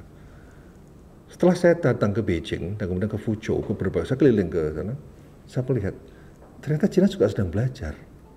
Saya ke Australia, saya ke Adelaide, kemudian ke Monash, kemudian ke berbagai perguruan tinggi di Australia, ke Queensland, ya. Sama juga mereka sedang belajar. Saya ke Jepang, ke Kyoto, mereka sedang belajar. Saya ke Belanda, mereka sedang belajar. Jadi belum ada satu rujukan bagaimana aplikasi 4.0 di bidang pertanian. Itu 2018-2019. Ya. Artinya apa? Artinya kita ini sebenarnya dalam dunia pertanian kita sudah tertinggal oleh negara-negara lain sekian tahun. Tapi dengan adanya revolusi industri 4.0, kita di restart. Di restart berarti kita dalam satu line. Kita mau berlari itu berarti seolah-olah kita dalam posisi yang sama. Nah, jadi Bapak sekalian, oleh karena itu ketika sekarang kita ini tadinya sudah ketinggalan. Dulunya kita ini kalau di liga itu liga apa? Nah, satu liga utama, satu liga 2 gitu misalnya. Nah, kita itu liga 2 dalam pertanian. Negara-negara maju itu liga utama. Sekarang kita itu dalam liga utama semua. Karena apa? Karena memang semua sedang belajar. Nah, jadi Dalam kondisi seperti itu sama dengan kasusnya adalah pada saat teknologi otomotif kita ini mengembangkan untuk mobil listrik. Mobil listrik pada tahun 2009 itu setara dengan mobil listrik Jepang. Artinya R&D di Indonesia dengan R&D di Jepang itu dalam posisi yang sama, karena mobil listrik sesuatu yang baru. Jadi kalau pada saat 2009 Indonesia itu berlari dengan percaya diri untuk mengembangkan industri otomotif, kita nggak ketinggalan dengan Jepang. Problemnya adalah begitu kita kembangkan mobil listrik, kita dihantam. Banyak orang nggak senang dengan munculnya mobil nasional, mobil listrik. Itu curhat Menteri BUMN Pak Dahlan Iskan dan beberapa orang yang berusaha sekali mengembangkan itu, kemudian dia betul-betul sedih karena apa? Karena yang hantam orang kita sendiri. Dulu Pak Habibie mengembangkan mobil Maleo. Ya, Maleo itu apa? Mobil yang asli Indonesia. Kan kalau gini, bikin pesawat terbang aja bisa, apalagi bikin mobil, apalagi bikin motor, apalagi bikin sepeda, apalagi bikin HP, itu kecil banget. Pesawat terbang aja bisa, kan simple kan? Nah, tapi habis pesawat terbang bikin mobil Maleo, dihajar juga. Jadi memang ini ada problem ekonomi politik yang serius di bangsa kita ini. Kita ini seringkali SMS ya. Susah melihat orang lain senang melihat orang lain susah. Gitu. Karena apa gitu? Jadi kita itu nggak ketinggalan dari teknologi, kita luar biasa. 2009 kita luar biasa. Nah sekarang kita pun juga sama. Jadi dengan konteks pertanian, saya bandingkan dengan negara-negara lain, kita nggak kalah. Nah sekarang itu yang diperlukan adalah kecepatan berlari. Jadi sekarang ketika kita start mau berlari. Nah oleh karena itu satu, modal kita untuk menghadapi tadi ketidakpastian itu, pertama adalah menurut saya yang penting kita punya mindset yang berbeda. Tadi Pak Dubes sudah menjelaskan bahwa ini opportunity luar biasa. Jadi kalau orang memiliki growth mindset yang orientasi, jadi ini, suasana berkembang, tumbuh, maka mindset harus tumbuh berkembang. Jadi lingkungan berubah, mindset harus berubah. Artinya itu growth mindset. Orang yang memiliki growth mindset itu fokus pada opportunity. Karena apa? Karena dia selalu berpikir positif, kemudian belajar karena prinsipnya growth mindset itu yakin bahwa dirinya bisa berubah. Itu prinsip. Bahwa dirinya bisa berubah. Bahwa dia bisa merubah dirinya. Bakat bisa berubah. IQ bisa berubah. Kebiasaan bisa berubah. Kemudian perilaku bisa berubah. Semua bisa dirubah. Jadi itu optimisme bahwa dirinya bisa berubah itu orang growth mindset. Sementara orang-orang yang memiliki fixed mindset yang tetap, dia yakin bahwa dirinya tidak bisa berubah. Bahwa kalau sudah punya IQ-nya 100, ya dia merasa bahwa IQ 100 saya nggak bisa ngapa-ngapain. Kemudian kebiasaan, saya punya kebiasaan kayak gini kok. Ya, kemampuan dianggap sebuah given, sesuatu yang nggak bisa berubah. Nah sehingga ketika orang-orang mahasiswa misalnya, yang punya nilai, fokusnya pada fixed mindset, dapat nilai matematika 40, dia mengatakan apa? Inilah batas kemampuan saya nggak mampu lagi. Tapi kalau orang memiliki growth mindset, dia mengatakan, ini cara belajar saya salah. Saya bisa. Nah jadi selesai pertama itu saya mindset. Kemudian menjadi jiwa pembelajar. Kalau orang growth mindset pasti jiwanya pembelajar. Tapi hari ini yang diperlukan adalah learning agility, kecepatan belajar. Jadi tadi saya katakan tadi kan, begitu melihat negara-negara lain, kita tengok kanan tengok kiri, semua sama. Siapa yang lebih cepat belajar, dialah akan menang. Nah kalau orang cepat belajar itu biasanya orang yang punya kepercayaan diri. Kemudian yang ketiga adalah orang yang fokusnya pada future practice dan bukan pada best practice. Kita akan tengok, ini kita sudah mau lari nih, karena startnya oleh Tuhan dibuat sama. Kalau kita fokusnya pada best practice, apa yang kita lakukan? Kita nunggu Pak Dubes lari dulu. Kita nunggu Pak Bayu lari dulu. Kenapa? Saya nggak percaya diri. Kenapa nggak percaya diri? Nah, karena saya tahu Pak Dubes lebih hebat, Pak Bayu lebih hebat, orang Jepang lebih hebat, orang Spanyol lebih hebat, orang Amerika lebih hebat, sehingga nunggu orang Cina jalan dulu deh. Nanti kita tiru. Kita di belakang aja. Nah, itu mental best practice. Itu kalau orang mentalnya best practice, selamanya menjadi follower. Ya. Tapi kalau kita fokusnya pada future practice, ya itu ciri-ciri leader. Dan future practice itu memulai hal-hal yang baru, dan dia nggak tengok-tengok kiri. Karena apa? Karena percaya diri. Nah itu problem di Indonesia menurut saya adalah ada krisis kepercayaan diri. Kenapa krisis kepercayaan diri? Karena itu mau melangkah tuh ragu, mau melangkah takut dicemooh sebelahnya, mau berlari takut kesandung, mau ini takut jangan-jangan yang lain lebih larinya beda. Karena nggak percaya diri itu berarti serba nggak bisa melangkah. Jadi selalu menunggu dan menunggu. Nah, jadi menurut saya ini, dan salah satu kata kunci dalam future practice itu apa? Ya creativity memang. Sebenarnya creativity itu kan soal keberanian. Dan keberanian itu soal kepercayaan diri. Itu apa yang dilakukan oleh Pak Chung Hee, ya Pak Dubes ya. Pak Chung Hee itu pada saat tahun 60-an itu kan sebenarnya dia punya strategi yang salah dalam membangun. Fokusnya pada industri. Tapi kemudian dia mengoreksi karena ada ketimpangan yang luar biasa. Sehingga dia kembali mereformulasi kebijakan dengan pembangunan pedesaan dengan gerakan Semol Undong. Dan gerakan pedesaan yang dilakukan oleh Pak Chung Hee yang pertama kali dibangun apa? Kepercayaan diri. Jadi bukan teknologi, bukan. Jadi orang desa itu kalau rumahnya dari tanah, maka dia minder. Tapi kalau rumahnya itu tegel atau plester, punya PD. Sehingga caranya gimana? Rumah-rumah orang desa diplasterin semua, disemen semua. Agar apa? Agar percaya diri dulu. Kalau sudah percaya diri, dia mau mengadopsi teknologi, mau pakai apa, mau jalan, mau mengadopsi inovasi macam-macam akan lebih mudah. Nah, jadi menurut saya ini kepercayaan diri itu menjadi faktor yang sangat penting sekali untuk kita membangun. Karena orang Indonesia itu menurut saya dari sisi kapasitas dan kemampuan sangat tidak kalah dengan negara-negara lain.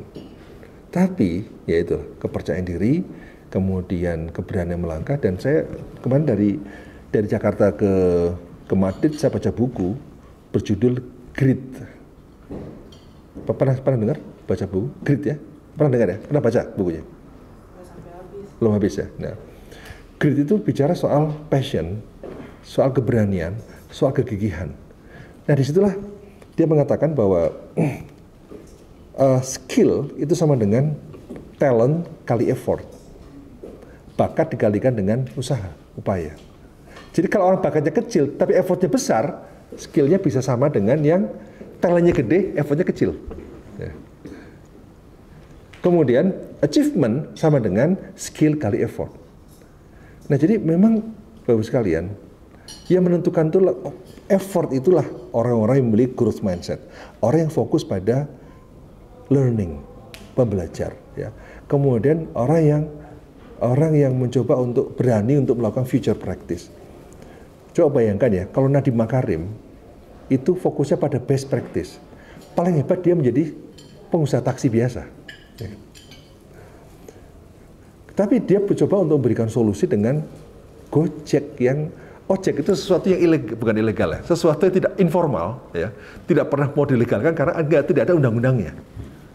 Tapi dengan Gojek maka masalah supir ojek itu, pengendara ojek itu ada solusi karena ada kepastian penumpang.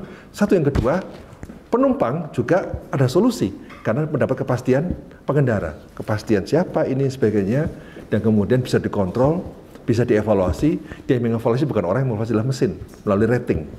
Sehingga yang paling menakutkan hari ini apa? Rating. Jadi begitu kita sebagai Gojek, kemudian kita kasih bintang 1, dia nggak bisa tidur.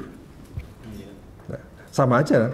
Kalau kita jadi penumpang yang ugal-ugalan, penumpangnya yang cerewet, supir Gojek itu pun bisa juga memberikan rating penumpang ini, penumpangnya 1. Jadi begitu kita pesan Gojek nggak akan pernah ada yang mau kan gitu. Lama-lama kan gitu. Ya. Nah, jadi memang Bapak sekalian, itu kan future sesuatu yang baru, yang tidak pernah terpikir sebelumnya. Bahkan orang mengatakan ojek kok diformalkan, ojek kok di gitu. Saya termasuk pengagum Nadiem ya, karena keberaniannya, percaya diri, dan kemudian bisa memberikan solusi dengan teknologi terkini, sehingga adalah menjadi terobosan penting, yaitulah contoh future practice. Nah, jadi itulah memang biasanya orang-orang yang berada dalam zona ya, zona bisa berkreasi ya, zona yang future practice ini orang-orang yang apa namanya, yang tadi punya keberanian dan punya kepercayaan diri, dia punya grit. Kalau dia nggak punya grit, ya itu pasti nggak bisa. Ya, karena disitulah dia ada passion, ada keberanian, ada kegigihan, dan dia menembus batas-batas persepsi batas-batas tentang kemampuan. Jadi kalau orang itu kalau fixed mindset, itu yakin dengan batas kemampuan. Jadi ada ini kurva melengkung ya. Nah, ini kurva melengkung. Ini titik-titik batas kemampuan. Tapi kalau orang itu memiliki growth mindset, itu tidak unlimited kemampuan itu. Karena kemampuan itu berbasis pada creativity. Dan creativity is unlimited. Kan hadis qudsi kan mengatakan bahwa pikirkanlah apapun yang ada di dunia kecuali zat Allah, kan gitu. Yang tidak boleh kita pikirkan cuma satu kan, zat Allah saja. Karena otak kita nggak akan sampai, kan gitu. Itu hadis qudsi, ya. Tapi apapun boleh dipikirkan. Sehingga memang sebenarnya kemampuan kita tuh unlimited kalau kita benar-benar kita gali, karena basisnya adalah creativity. Coba kalau kita masuk ke perusahaan-perusahaan di Korea Selatan, ada motonya, creativity is unlimited, resources are limited. Jadi kita benar-benar harus berdaya, terbatas, tapi creativity is unlimited. Oleh karena itu memberikan menggairahkan hidup kita dengan kreativitas yang tinggi, terobosan-terobosan, dengan breakthrough dan sebagainya, itulah yang kemudian akan bisa membuat kita ini membuat legacy. Jadi legacy itu adalah akibat dari kemampuan kita untuk berkreasi, yang kemudian dari kreativitas itulah muncul future practice, sesuatu yang baru. Jadi sesuatu yang baru kemudian menjadi legacy. Dan legacy itu menurut saya inilah fondasi bagi kemajuan. Kenapa legacy itu menjadi fondasi kemajuan? Karena memang negara-negara maju itu orang-orangnya fokus pada legacy, pada sesuatu yang baru. Coba kalau misalnya Korea Selatan dan Jepang dan Cina sekarang itu tidak fokus pada inovasi-inovasi baru, pasti dia akan tertinggal. Karena pikirnya apa? Dia akan sesuatu yang baru, dan kemudian inovasi baru itu pasti menginspirasi. Menginspirasi itu menggerakkan orang lain untuk berpikir dan bertindak. Dan kalau itu terjadi terus, orang lain akan terinspirasi lagi, berinovasi lagi, terinspirasi. Jadi hidupnya itu penuh dengan aura positif, ya. Aura positif, ada arisan inspirasi setiap hari. Karena apa? Sehingga orang itu tergerak untuk berpikir. Itu terjadi pada saat saya kuliah di Jepang pada waktu itu. Memang hidup para dosen dan hidup para mahasiswa di situ itu hidupnya apa? Berpikir tentang inovasi. Apalagi itu, apalagi itu. Oh, sana menemukan ini, kita temukan lagi, terus. Jadi memang fastabiqul khairat itu terjadi. Jadi nggak ada istilah prasangka, nggak ada istilah iri, nggak ada istilah curiga. Itulah yang oleh Fukuyama disebut sebagai high trust society. Masyarakat dengan rasa saling percaya yang tinggi. Jadi masyarakat dengan rasa saling percaya yang tinggi, itulah menurut saya, itulah kondisi yang bisa membuat kreativitas itu bisa muncul. Dan high trust society itu tercipta karena apa? Karena integrity, ya, masing-masing orang. Kenapa integrity? Karena orang jujur. Kenapa orang jujur? Itu sudah value dipegang karena hasil penelitian Thomas Stanley mengatakan bahwa dari 100 faktor sukses, nomor 1 adalah kejujuran. Jadi memang jujur dan kemajuan ekonomi ternyata berkorelasi positif. Bahwa dengan kejujuran ada integritas tercipta high trust society. Orang berkolaborasi bukan karena transaksi, tapi karena trust. Kemudian dari kolaborasi muncul inovasi, dari inovasi muncul kemajuan ekonomi. Karena Global Innovation Index, skor Global Innovation Index itu berkorelasi positif dengan GDP per kapita per tahun. Jadi semakin tinggi GDP per kapita per tahun, hampir semua negara memiliki skor Global Innovation Index tinggi. Jadi kalau kita maju, ya salah satu pintu adalah inovasi. Itulah yang zahir, yang tangible. Tapi yang intangible itu ada apa? Trust. Dan ujungnya apa? Kejujuran, integritas kemudian kejujuran. Nah sehingga itulah Rasulullah itu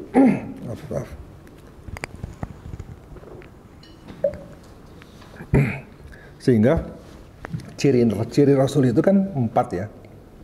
Yang pertama kan siddiq, berkata benar, jujur. Itu merupakan basis bagi integritas. Yang kedua apa? Fatonah. Fatonah itu cerdas, basis bagi kapabilitas, kompetensi, kompeten, skillful, profesional. Nah, ketika siddiq ditambah dengan fatonah, sama dengan amanah. Nah, kalau amanah, Pak Dubes ya. Jadi, kalau orang siddiq ditambah dengan fatonah, integritas tambah kapabilitas, sama dengan kredibilitas. Jadi, orang-orang yang memiliki kredibilitas, berarti orang punya trust. Orang akan dipercaya. Dan kalau orang dipercaya, orang punya amanah, itu merupakan basis legitimasi untuk tabligh. Tabligh itu apa? Menyampaikan pesan. Ya, mengaruh. Jadi tabligh itu menginspirasi. Nah, karena itu kalau kita ini bisa menginspirasi, bisa mencoba memberikan pengaruh, ya macam-macam, itu tabligh ya. Tujuannya apa? Transformasi, perubahan. Jadi sebenarnya perubahan itu, transformasi, itu dilakukan melalui tabligh, melalui penyampaian pesan, melalui inspirasi, dan itu siapa yang menginspirasi, itu karena orang-orang punya kredibilitas. Jadi kalau orang punya kredibilitas, orang akan merujuk. Apa yang dikatakan pasti benar, apa yang dikatakan pasti didengar. Tapi kalau orang tidak punya kredibilitas, orang ngomong tidak akan didengar. Kan sederhana saja. Tidak akan didengar. Dan kemudian kredibilitas karena apa? Karena kapabilitas dan integritas. Jadi memang sebenarnya Rasul itu sudah memberikan contoh ya. Contoh betapa integritas, kapabilitas itu dua hal yang penting untuk menjadikan kita ini memiliki kredibilitas yang kuat. Sehingga kita melakukan proses transformasi itu karena diri kita memang orang-orang yang kredibel. Nah jadi itu kira-kira Bapak sekalian, menjadi sebuah bangsa besar, yaitu bangsa besar itu adalah bangsa yang orang-orangnya adalah memiliki ciri sidik, fatonah, amanah dan tabligh ya. Dan tapi pada yang sama ketika fatonah itu adalah orang yang growth mindset, orang yang future practice, karena visioner. Kan Nabi sendiri merancang suatu peradaban itu dengan visi. Dan sekarang terbukti Bapak sekalian, dari hasil jurnal terbaru ini, saya 3 bulan lalu baca jurnal terbaru di Scopus itu, salah satu ciri digital leadership itu adalah strategic skill. Jadi gini, digital leadership itu pertama dari sisi communication skill, maka skill yang diperlukan adalah negotiation. Dari sisi operational skill yang diperlukan adalah dalam business skill yang diperlukan adalah operation. Jadi dia paham sistem, paham terhadap sistem ya, bagaimana sistem itu bekerja. Tapi dalam strategic skill yang diperlukan adalah visi. Jadi leader-leader dalam era digital sekarang ini yang diperlukan adalah orang-orang yang memiliki kemampuan visi yang besar, mampu berkomunikasi, negosiasi, dan kemudian orang yang tadi paham tentang sistem operation. Jadi tahu teknis supaya tidak dibohongi oleh anak buah kan gitu. Paham sistem, operation skill, ya, kemudian negotiation skill, satu lagi adalah visioner, punya visi, mampu menatap masa depan. Nah sehingga sekarang itu oleh karena Bapak sekalian, tadi kembali kepada soal ketidakpastian, ya. Jadi tidak ada cara lain selain tadi kita melangkah dengan mental pembelajar, dengan mindset yang tumbuh besar, kemudian dengan tadi future practice, sesuatu yang baru, tapi dengan basis integritas yang kuat. Karena karakter integritas itulah yang menjadi fondasi bagi terciptanya high trust society, masyarakat saling percaya, dan sebenarnya kita ini pada saat bulan puasa itu relatif menjadi high trust society. Sebenarnya Islam itu mengajarkan kita menjadi high trust society, dilatih melalui bulan puasa. Karena pada bulan puasa, ya Pak Bayu ya, kita ini kan relatif ya, tingkat kepercayaan pada orang lain lebih tinggi daripada bulan-bulan biasa. Pada bulan puasa kita yakin bahwa orang lain nggak mungkin bohong sama saya. Ya. Pada bulan puasa tidak yakin bahwa orang lain tidak akan mencelakai saya. Masa bulan puasa dia ngomongin saya? Masa bulan puasa dia akan melukai saya? Ini masa bulan puasa dia akan mengkhianati saya, akan mempermalukan saya. Jadi pada saat bulan puasa, trust pada orang lain meningkat, relatif ya. Nah sebenarnya itu kan satu potensi untuk high trust society. Nah persoalannya adalah pasca bulan puasa, nah kita kembali ke suasana berikutnya, kembali tidak percaya, curiga lagi, ini ngapain lagi deh, ini ngapain lagi. Toh bukan bulan puasa, kita bisa curiga, toh bukan bulan puasa, ini kan bukan bulan puasa, mungkin dia akan bohong ke saya kepada saya deh. Jadi memang continuity dari 30 hari kita bulan puasa itu menjadi penting sebenarnya untuk membangun trust itu, sehingga silaturahmi itu berbasis trust itu hasilnya akan berbeda dengan silaturahmi yang basisnya adalah transaksi. Nah jadi dengan 3 kata kunci tadi ya, growth mindset dengan jiwa pembelajar, future practice serta integritas yang kuat, itulah menurut saya adalah modal bagi kita untuk ke depan. Nah oleh karena itu teman-teman yang di PPI, saya pesannya kepada mahasiswa aja nih. Kalau pesannya sama Pak Bayu kualat saya. Ini pada mahasiswa, menurut saya ini kesempatan besar ya, kesempatan belajar untuk mulai sekarang itu mulai berpikir ya, kira-kira legacy apa yang akan dibuat dengan hasil belajar di sini. Karena ternyata dari 100 faktor sukses itu sekolah di sekolah favorit itu berada di urutan ke-23. Jadi kalau Anda sekolah di Harvard, tidak menjamin sukses. Itu di urutan ke-23. Kalau Anda IPK-nya 4,0, itu di urutan ke-30. Lulus dengan nilai terbaik. Anda IQ 150, urutan ke-20. Jadi IQ 150 tidak menjamin sukses. Sekolah di sekolah favorit tidak menjamin sukses. Itu urutan ke-23. Urutan pertama apa? Kejujuran. Kedua apa? Kedisiplinan. Ketiga apa? Gaul. Orang yang gaul, banyak silaturahmi, itu sukses. Yang keempat apa? Nah, ini penting ini buat mahasiswa. Dukungan dari pasangan hidup. Jadi kalau pasangan hidup itu tidak mendukung, hampir pasti gagal. Ya. Jadi dukungan ini penting. Jadi ternyata dukungan dari pasangan hidup itu lebih penting daripada IQ. Dukungan dari pasangan hidup lebih penting daripada di mana kita sekolah. Dukungan dari pasangan hidup lebih penting daripada IPK 4,0. Nah, makanya saya selalu mengatakan pada mahasiswa saya, nggak perlu IPK 4,0, ngapain 4,0? Oh, maksud tepuk tangan semua kan, wah ini baru rektor top ini ya. IPK itu cukup 3,98, ini sudah cukup itu. Jangan 4,0, 3,95 sudah cukup kan? Nggak perlu 4,0. Karena 4,0 itu urutan ke-30. Serius itu. Yang kelima apa? Yang kelima itulah kerja lebih keras daripada orang lain. Itu grit, ya. Kerja keras, disiplin itu grit ya. Yang keenam apa? Passion, mencintai apa yang kita kerjakan. Nah, dan lagi-lagi buat mahasiswa ini, lulus mau jadi apa? Nah, biasanya gitu, lulus mau jadi apa? Lulus mau ngapain nih? Mau kerja apa? Jadi, kalau kita bekerja dengan cinta, seperti Pak Dubes itu sekarang mencintai betul passion dengan pekerjaannya, pasti sukses. Itu urutan punya passion dalam bekerja itu lebih penting daripada sekolah di mana gitu, di mana. Dengan berapa nilai hasil sekolah lebih penting daripada IQ kita. Berikutnya lagi soal leadership macam-macam. Jadi ternyata dari 1 sampai 6 besar faktor sukses. Ini hasil penelitian Thomas Stanley. Itu semua yang di luar dugaan kita. Kita selama ini berpikir bahwa anak IQ harus tinggi, IPK-nya harus bagus, kemudian sekolah favorit. Karena kebetulan sebelum ini kan saya jadi ketua forum rektor. Sebelum jadi ketua IJMI, saya ketua forum rektor se-Indonesia. Jadi tugas saya adalah memimpin para rektor. Ya. Karena memimpin rektor, kan saya harus memimpin rektor swasta dan rektor negeri. Sehingga saya harus memberikan apa? Memberikan harapan buat orang-orang di sekolah kecil. Saya kan ceramah di mana-mana, di mahasiswa, sekolah swasta kecil dan sebagainya. Saya sampaikan kepada mereka, ini loh, Anda di sekolah mungkin akreditasinya C atau akreditasinya B, jangan berkecil hati. Kenapa? Nomor 1 kejujuran, nomor 2, nomor 3 kerja keras. Jadi sekolah favorit Anda, sekolah di sini pun bisa sukses. Kalau ini. Jadi kalau Anda itu sekolah di sekolah besar, sekolah perguruan tinggi hebat, tapi tanpa melalui ini, Anda gagal.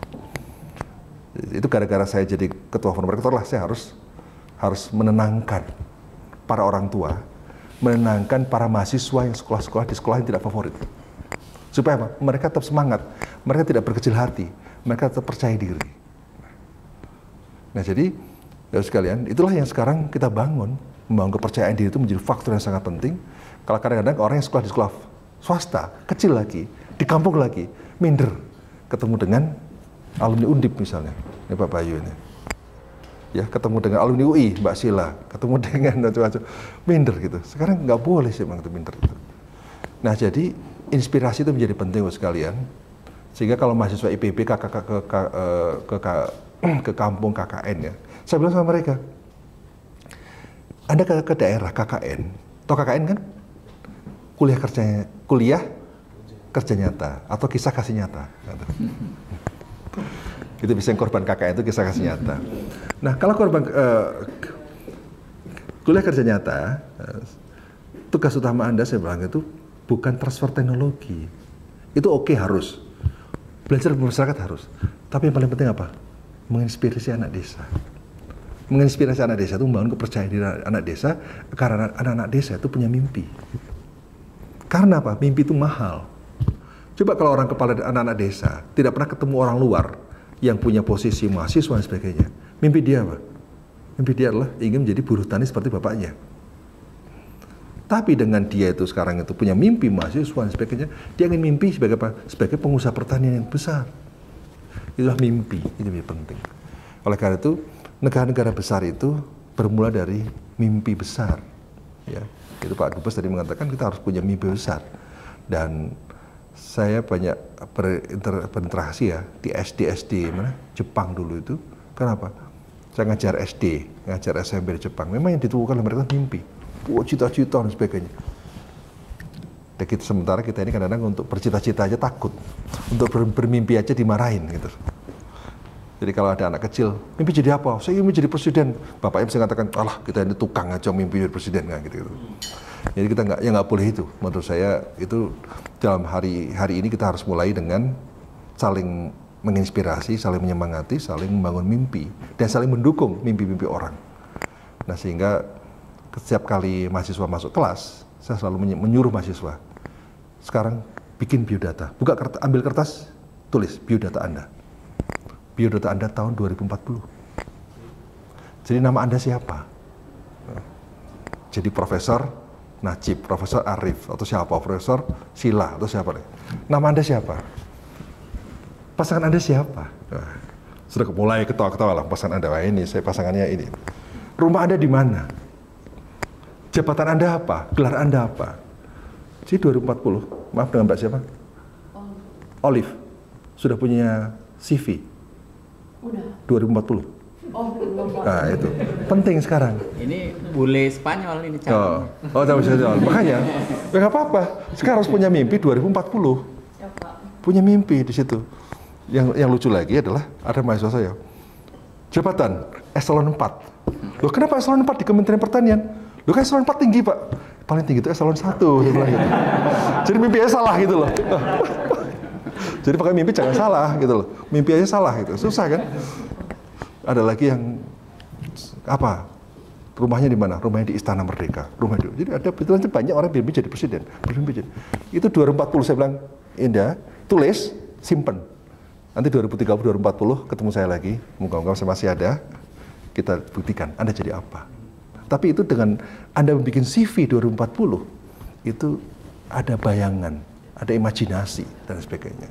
Dia itu bisa faktor penggerak untuk tumbuh.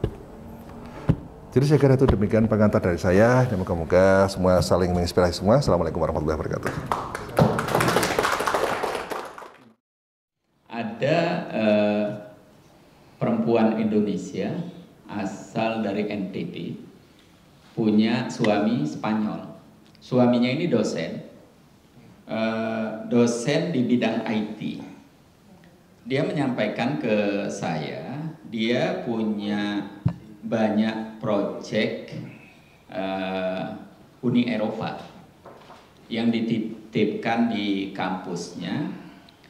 Proyek ini bisa dipakai untuk S2, bisa juga untuk S3 yang terkait dengan IT, big data, atau apa namanya sekarang ada istilah yang dikaitkan dengan sosial gitu, IT itu dan seterusnya. Nah, dia kesulitan mencari orang gitu ya. Karena apa? Kalau dibanding dengan pekerja profesional, reward yang diterima itu menjadi kecil. Gitu. Tapi di kepala saya, ambil S2 dibayar kan gitu.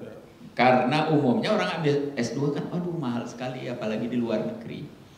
Nah ini sekarang orang ngasih project, kemudian ngasih S2 atau S3, tergantung levelnya. Nah kita bisa mengirim mahasiswa S2 atau S3 dan dibayar. Ini kan menarik sekali. Nah dia sekarang kesulitan cari orang. Begitu saya bilang, saya sanggup mencarikan orang, saya langsung begitu. Wah dia senang sekali. Tapi sampai sekarang saya kalau kirim WA ke rektor, termasuk kampus saya ITS, saya udah bilang, wah lamban sekali respon. Kirim saya Pak. Gini, nanti langsung saya berikan. Saya bilang kontak aja langsung sana, jangan nunggu mediasi saya, gitu ya. Karena yang saya pikirkan banyak, yang harus saya kerjakan banyak. Kalau nunggu mediasi saya, waduh. Itu teknik Pak? Iya, IT. IT, oh IT. Iya, bidang IT. Langsung aja saya kasih kirim WA-nya. Nggak tahu, nggak lapor-lapor apa sudah ada follow up-nya atau tidak gitu ya. Nah nanti Pak Arif saya kasih nomor WA-nya. Tapi lebih bagus lagi, kalau mengunjungi kampusnya dan ketemu yang bersangkutan. Nah, gitu. Jadi namanya Ibu Ida. Paling tidak saya sekarang akan kirim YouTube saya.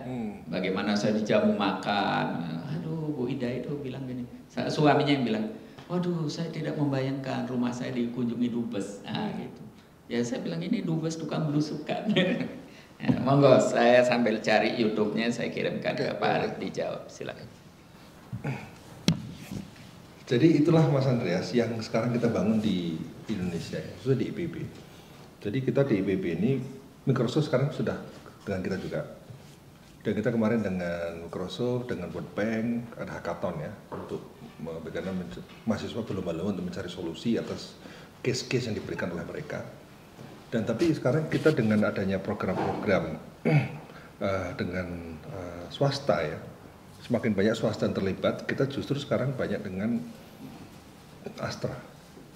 Jadi kami punya program namanya One Village One CEO misalnya itu. One Village One CEO itu adalah CEO-nya siapa? Mahasiswa tingkat akhir dan mahasiswa dan alumni fresh graduate kita. Dan CEO-nya adalah tugasnya apa? Dia mengkonsolidasi BUMDes yang ada di Indonesia, BUMDes ya. Jadi BUMDes yang sama dibuat holding, kemudian teknologinya kita bawa teknologi di situ untuk dipercepat, diperdalam, kemudian pasar kita buka. Nah, kami tahun 2018 itu dengan 53 desa di Jawa Barat yang disupport oleh Astra dan IPB. Akhirnya apa? Petani sekarang luar biasa. Dan sekarang mereka sudah ekspor. Saya 3 bulan lalu ekspor kotoran kambing. Jadi namanya apa produknya? Goat Thai. Jadi kotoran kambing. Jadi Go Thai. Go Atai. Nah gitu. Nah, jadi kesannya kayak Gojek gitu kan, hijau gitu. Jadi Gotai itu adalah karena gini, di satu desa di Cipanas itu banyak sekali domba dan kotorannya itu dibiarkan saja. Nah, dengan adanya CEO kita itu, kemudian kotorannya itu difermentasi, teknologi IPB masuk situ, kemudian komunikasi dengan eksportir, sekarang ekspor ke 11 negara. 2 bulan lalu saya ekspor dari kopi dari Garut. Sama, kita ke Belanda, kemana, ke Eropa ekspornya itu. Jadi itulah peran teknologi, peran sociopreneur yang kita miliki dari IPB dan peran swasta. Nah sekarang Sampurna masuk di Jawa Timur karena sukses itu, kemudian Astra minta 300 desa. Sekarang Bu Afifah minta sekian desa di Jawa Timur. Saya bilang Bu Afifah, oke, saya akan bangun Jawa Timur dan saya nggak perlu uang dari Pemprov, saya bawa duit dari mana? Swasta. Sampurna, dari BNI, Mandiri, semua sekarang banyak perusahaan swasta yang datang ke kita minta apa? Minta kita ngerjain desa-desa di Indonesia. Inilah sekarang itu salah satu program IJMI ke depan itu kan IPB nggak mungkin sendiri Pak. Nah dengan saya sebagai ketua IJMI, wah saya bisa mengusuk para gubernur itu semuanya adalah penasihat IJMI. Nah, dan para bupati ada sebagian ketua IJMI dan sebagainya. Sekarang saya lebih mudah mengkonsolidasi desa-desa di Indonesia karena apa? Dan kendaraan IPB dan IJMI itu. Karena apa? Sehingga desa-desa sekarang udah mulai banyak learning center dibangun. Dan sekarang ada sekolah aparat desa, ada apa namanya tadi desa-desa kami dengan itu ya One Village One Exporter sekarang itu, karena sekarang desa devisa yang sekarang terdorong. Kenapa dengan desa devisa itu petani-petani senang karena harganya tinggi sekali, mereka nyaman sekali. Nah, itulah yang kemudian kita perluas lagi. Jadi sekarang swasta sekarang alhamdulillah saya banyak dengan swasta untuk berkolaborasi itu karena cepat ya, dan kemudian administrasi tidak ribet dan sebagainya, dan kemudian sama-sama punya visi yang selaras ya, sinergi untuk membangun desa itu. Ini contoh Mas, jadi kami dengan itu, dengan Microsoft juga sekarang sedang ini persiapan G20 ya, Microsoft, IPB dan Kementan. Kita bertiga ini lagi merancang untuk desa-desa digital dan sebagainya. Jadi mau tidak mau kita harus sudah mulai mengarah ke sana, dan inovasi-inovasi yang ada ini, misalnya saya juga gandeng bank, saya bilang saya ketemu dengan sebelah Dirut ya, gini kalau Anda saya punya teknologi untuk bisa memantau sawit. Jadi misalnya Mas Andreas pengusaha sawit, amin kan gitu. Komponen terbesar dari sawit biaya operasional adalah pupuk. Kemudian Anda mengajukan kredit ke bank. Nah kemudian misalnya pinjam 1 triliun. Nah instrumen apa yang dimiliki oleh bank untuk memantau pupuknya bener nggak dipakai untuk itu. Nah, kita punya teknologi, jadi kalau ingin tahu unsur hara tanah, dengan tanah itu, tanah sekarang cocoknya N-nya berapa nih, dengan tanah kondisi kayak gini, ureanya berapa. Nah kemudian itu bawa sampel tanah, bawa daun, dibawa ke lab, butuh waktu 2 bulan untuk bisa keluar komposisi rekomendasi pemupukan. Tapi dengan teknologi yang kita miliki 10 menit. Karena pakai algoritma tertentu dengan satelit, dengan drone dan sebagainya, juga sekarang udah bisa ini. Nah sehingga saya bilang bank sekarang, bank untuk membuat kredit, memberikan kredit pada pengusaha-pengusaha untuk sawit, gandeng IPB. Supaya apa? Supaya Anda resikonya lebih rendah daripada utangnya nggak bayar, utangnya apa? Seret. Ya, karena juga itu nggak presisi kalau pakai manual. Mendingan gandeng kami, utangnya NPL-nya dijamin lebih bagus karena tinggal Anda kasih uang ke IPB sedikit, tambahan uang investasi tambah sedikit, toh itu juga bagus untuk kampus. Kemudian nah, sekarang kita dorong, saya membangun opportunity, banyak opportunity yang bisa kita link-linkkan. Bukan kita akal-akali ya, tapi kita linkkan dan masuk akal. Saya bilang sama BNI misalnya gini, BNI kan punya KUR, petani-petani yang ingin mendapatkan asistensi dalam bidang pertanian, ingin tahu berapa produktivitasnya, kapan harus panen, kapan kondisi hama seperti apa, pakai teknologinya IPB dengan drone dan sebagainya, dengan satelit, dengan untuk bisa memantau kepastian produksi, prediksi supaya lebih tepat. Kalau kreditnya ke BNI, dapat fasilitas itu. Jadi sekarang saya menjual teknologi dengan cara-cara gandeng bank, gandeng ini, gandeng apa, gandeng ini. Kalau enggak ya kita selamanya akan susah. Selamanya akan inovasi hanya untuk inovasi. Nah sehingga IPB alhamdulillah sekarang inovasi. Kalau bicara inovasi ya sekarang IPB dan ITS. Ya, karena ada Pak Dubes alumni ITS ini. Enggak, memang betul Pak. ITS itu luar biasa. ITS itu sekarang itu sudah banyak bentor gesit, ya. Kemudian juga kereta api dan sebagainya. Jadi kalau yang besar-besar itu ITS, yang kecil-kecil murah-murah IPB. Tapi punya banyak manfaat untuk petani, untuk macam-macam itu. Dan sekarang kita punya teknologi teknologi bagaimana membuat mie dari bayam, mie dari singkong, mie dari jagung, mie dari ganyong, membuat tempe dari kacang tunggak bukan dari kedelai. Jadi sekarang saya berpikir substitusi impor. Pokoknya kalau banyak impor kita kurangi dengan cara-cara yang lain. Sekarang kita lagi kembangkan Fashion 4.0, jaket dari limbah sawit, ya, rompi anti peluru dari limbah sawit. Sekarang kita kembangkan juga cat pelapis pesawat tempur anti radar dari kulit udang. Nah, ini nanti Pak Atta nih. Jadi Panglima TNI udah saya kasih tahu. Waktu itu sebelumnya Pak Hadi. Saya bilang saya dekatnya dengan Bu Nani ya. Dan Pak Hadi, Pak Kapolri juga udah lihat. Jadi supaya pesawat tempur kita itu anti radar, pelapisnya itu dari kulit udang. Karena sekarang IPB sudah masuk ke biomaterial. Sehingga masa depan dunia ini kan bio. Kalau kita basisnya adalah baja, basisnya semuanya, semua kan habis. Tapi kalau misalnya bio, ya tergantung kemampuan kita produksi, kemampuan kita memaintain dan menjaga pengelolaan sumber daya itu supaya lebih sustain. Kan semuanya ke depan itu bioresources yang akan lebih berkembang. Jadi sekarang itu butuh apa lagi? Sekarang helm dari apa? Limbah sawit kita kembangkan. Kemudian sekarang yang lagi saya tantang adalah baterai. Karena membuat baterai dari tumbuhan. Loh, sekarang anak SMA sudah menemukan kulkas tanpa listrik. Kulkas dingin tapi tanpa listrik dari singkong dimodifikasi macam. Jadi sebenarnya produk-produk bio, produk pertanian itu bisa untuk apa saja. Tidak hanya untuk pangan semata, tapi untuk material, untuk apapun bisa. Jadi sekarang sudah kita kembangkan lagi baju dari rumput laut. Dan mengapa pesawat terbang bisa stabil? Ternyata dalam bodi pesawat itu ada karagenan. Dan karagenan dari apa? Rumput laut. Itu yang cerita Pak Habibie loh. Dia bilang saya, Dek, kamu tahu nggak? Sebagai rektor IPB, dia bilang itu, Anda harus bangga. Kenapa? Kenapa yang bisa membuat pesawat terbang bisa bagus, bisa terbang itu adalah sektor pertanian. Loh kenapa Pak Habibie? Yaitu ada unsur karagenan rumput laut di dalam bodi pesawat. Jadi pesawat kalau nggak ada rumput lautnya goyang-goyang gitu. Jadi, nah sekarang kita mengarah pada bagaimana biomaterial ini semakin lama semakin dikembangkan riset biomaterial itu. Nah, oleh karena itu imajinasi peneliti itu harus bertemu dengan kondisi lapang. Selama ini imajinasi peneliti kan imajinasi sendiri, tapi nggak pernah ketemu user, nggak pernah ketemu siapa, sehingga imajinasi tanpa hasil penelitian inovasinya bagus, tapi tidak memberikan solusi. Misalnya itu banyak penelitian tidak memberikan solusi. Sekarang penyerbukan Bapak sekalian, yang nyerbu siapa? Di Amerika sekarang sudah muncul teknologi penyerbukan itu kan serangga.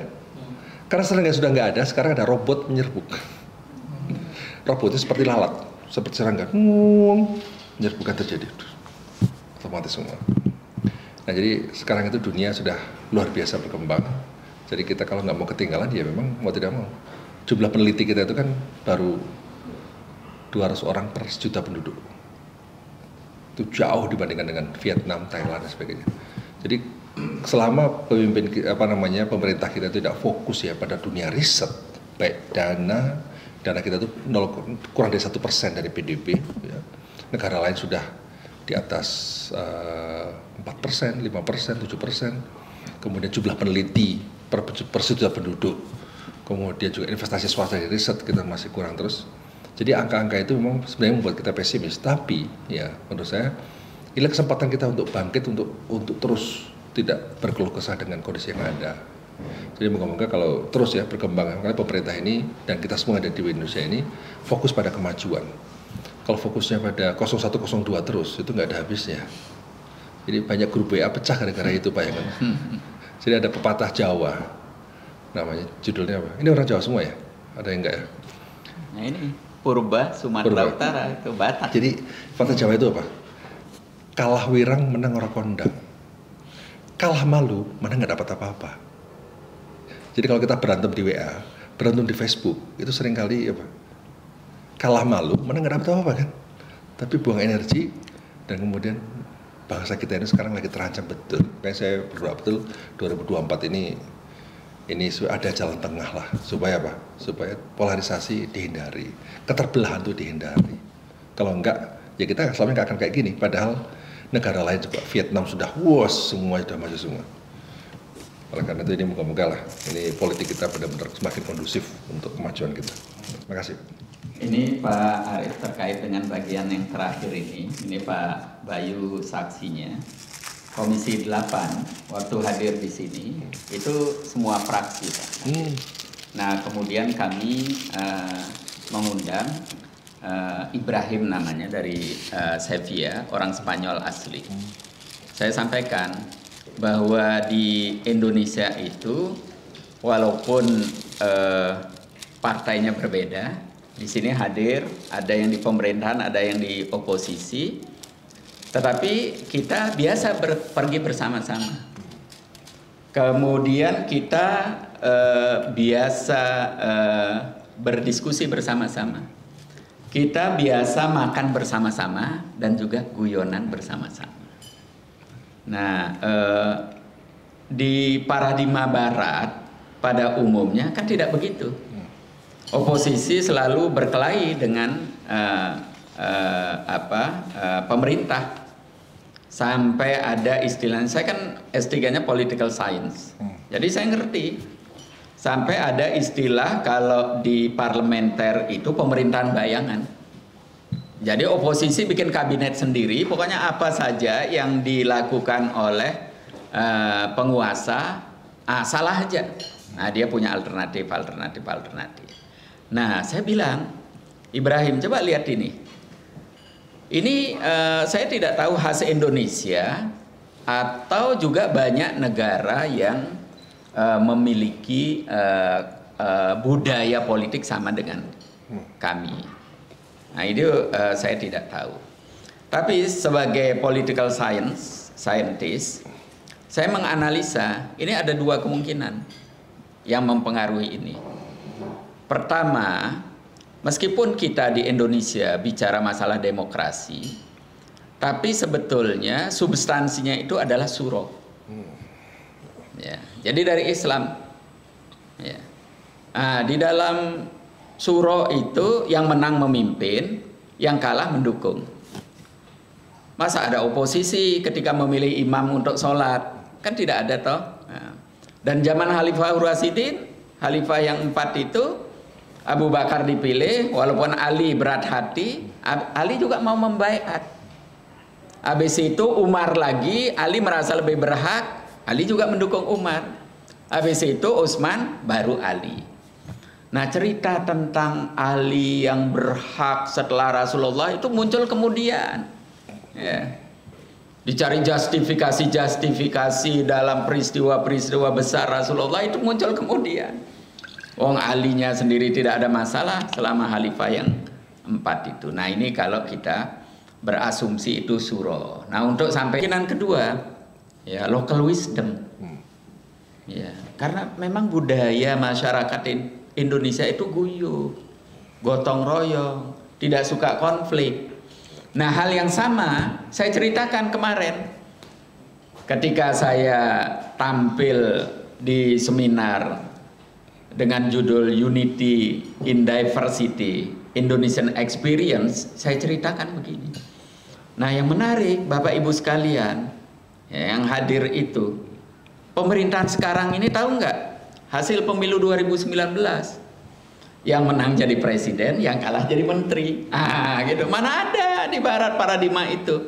Katanya kalau tidak ada oposisi, itu tidak ada demokrasi. Nanti dulu.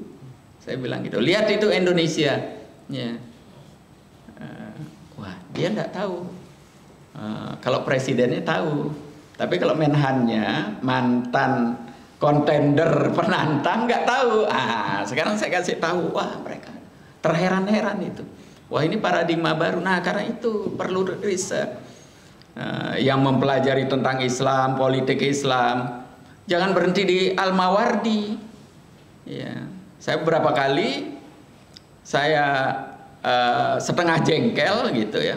Masa dosen IAIN, UIN sekarang itu mengajar politik Islam, sudah profesor bicara tentang politik Islam itu merujuk pada Al-Mawardi. Saya bilang, kamu tahu nggak Al-Mawardi itu siapa? Ya. Tahu nggak buku itu dibuat atas pesanan khalifah sebagai instrumen legitimasi? Tahu nggak jabatan Al-Mawardi waktu menulis buku itu? Nggak jawab, Pak. Lah, kalau gitu kamu belum berhak menjadi dosen politik Islam. Nah, gitu. Saya aja nggak ngajar itu, ya. Tapi kan saya doktornya comparative study, ya, tentang Indonesia, Mesir dan Turki. Nah, saya baca itu, puluhan literatur saya baca itu. Saya bilang begitu. Nah, lepas dari itu, ini saya ceritakan juga di forum itu. Wah, terheran-heran. Wah, kalau itu saya nanti akan undang Pak Dubes. Ya, dan saya akan mengirim mahasiswa dan dosen-dosen untuk melakukan riset ke Indonesia. Waduh, kaya sekali kalau gitu Indonesia. Sementara ini saya blank, gelap tentang Indonesia. Tapi kita tahu Indonesia negara muslim terbesar, kira-kira begitu. Nah, karena itu sebetulnya banyak PR besar, tapi saya melihat ini sebagai opportunity yang besar. Kira-kira gitu. Wah, saya semakin bersemangat, semakin bergairah. Sebelum Ramadan kemarin buka puasa itu saya ngundang pasangan campuran. Jadi namanya Mbak Dewi Pupu, suaminya orang bule, punya anak 1 namanya Matide. Nah, anaknya ini diajarin bahasa Indonesia, tapi karena sekolahnya bahasa Spanyol sama gurunya kadang bahasa Inggris, jadi ketika ke rumah saya gitu, saya perhatikan, wah ini sudah menghafalkan beberapa kalimat bahasa Indonesia gitu. Jadi ketika disuruh bicara sama emaknya gitu, kasih kode, dia bilang, kamu lahir di Bali ya? Saya tahu. Gitu. Itu kalau jenengan bahasa Jawanya jangan diartikan kamu. Gitu. Ibunya udah gelisah gitu. Karena saya di kamu-kamu gitu kan. Nah, tapi saya senyum aja karena saya ngerti ini anak menghafal ya, walaupun diajar bahasa Indonesia Nah, lepas dari itu, jadi anak-anak generasi yang di bawah ini itu pasti bahasa Indonesianya lebih sulit lagi. Nah, tapi itu jangan dijadikan kendala.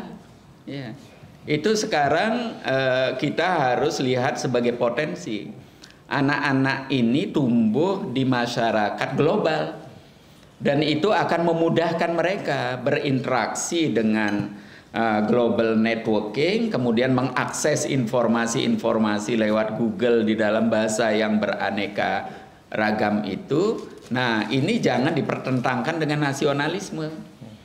Karena kemarin ketika kita berkumpul di sini, ya, generasi saya itu, ya saya namanya politisi juga kan tahu ya, dengan alasan Pak demi nasionalisme, demi undang-undang yang ada kita harus pakai bahasa Indonesia. Ya sudah, ya. Nah, padahal saya dalam hati, wah ini saya merasa bahasa Inggris saja tidak cukup, harus belajar bahasa Spanyol. Sekarang saya lagi lebih ini lagi, saya sudah agak lama bahasa Arab saya tidak kepakai. Tapi kemarin ketika di Cordoba lebih 50% pakai bahasa Arab. Nah, termasuk bule-bule Spanyol yang ahli tentang Arab dan Islam rata-rata bisa bahasa Arab, Pak. Dan bagus lagi, lebih bagus lagi. Wah, kalau gitu saya bertekad seminar berikutnya saya harus pakai bahasa Arab. Wah, gitu. Nah, ini saya kira mindset ini juga harus dibangun. Ya, jadi kejujuran itu penting ya, termasuk kejujuran terhadap diri sendiri agar kita mau mengupgrade gitu loh. Iya, ya, sudah tidak bisa terus pakai tidak jujur ditutup-tutupi. Nah, ini kan bahasa lainnya itu tidak mau mengupgrade diri, tidak mau belajar tapi pakai undang-undang. Dan itu tidak hanya mengikat dirinya sendiri, tapi yang lain juga diikat. Gitu. Nah, ini sebuah tantangan real ya kita bersama, termasuk di KBRI ini, Pak. Ya perlu terus-menerus dibangun mindset baru. Semuanya harus belajar. Tidak ada yang pintar. Ya, saya berkali-kali mengingatkan Anda boleh lebih dulu di sini. Ya, tapi kalau cerita tentang Alhambra, cerita tentang Cordoba, Anda tidak lebih tahu dari saya. Ya, ini buktinya. Ya. Ini buktinya. Ya.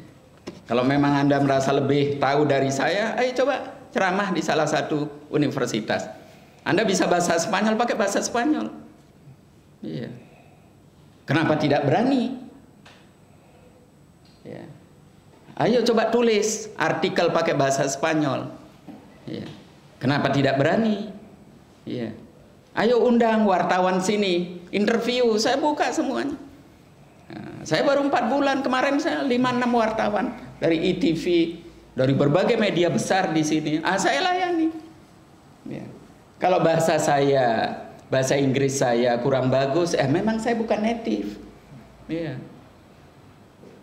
Kalau mereka bahasa Spanyol sebagai orang Spanyol bagus pasti. Tapi yang pasti bahasa Inggris orang Spanyol, pelo juga, Pak. Nah, kita boleh lebih pede kalau kita ngomong bahasa Inggris dibanding orang Spanyol kebanyakan. Iya, termasuk dosen-dosen agak sulit. Nah, ini hal-hal seperti ini ya. Saya ini kobar-kobarkan, kibar-kibarkan di KBRI ini juga. Iya. Nah, ini saya kira penting sekali ya, walaupun ini tidak terkait langsung, tetapi ini juga momentum yang pas ya, untuk membangun kesadaran baru, membangun paradigma baru, semangat untuk terus-menerus belajar, jangan puas dengan apa yang kita bisa, dan jangan berpikir bahwa yang kemarin itu cocok untuk hari ini, yang kemarin mungkin cocok untuk kemarin, tapi hari ini perlu sesuatu yang baru.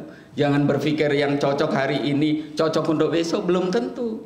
Ya, bisa jadi situasi berubah, kita harus melakukan sesuatu yang baru. Nah, ini hal-hal yang penting, karena itu kedatangan Pak Arief ya, tadi saya perhatikan ceramahnya luar biasa, inspiring ya. Nah, jadi agar teman-teman yang di sini ya itu juga apa namanya yang berbicara tentang doing something based on creativity, itu tidak hanya saya. Nah, gitu. Ya.